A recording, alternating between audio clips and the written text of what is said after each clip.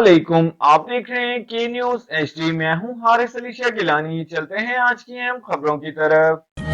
ले जाने जाना Quality product by Khadim's Milk Foods, का Sahiwal. है जमाना। रुक करेंगे साहिवाल का। महकमा वासा ने शहरी अब्दुल शकूर की दरखास्त पर शरीफ कॉलोनी में तकरीबन 800 घरानों को सीवरेज की सहूलत फराहम करने का फैसला कर लिया। इस सिलसिले में असिस्टेंट डायरेक्टर वासा सईद भट्टा, अमजद और दीगर मुतल्लका अफसरान ने शरीफ कॉलोनी का दौरा किया और मुजव्वजा मंसूबे का जायजा लिया। दौरे के दौरान सहाफी रऊफ शहजाद ने को मुख्तलिफ मकामात का विजिट कराया और इलाके के मसाइल से आगाह किया।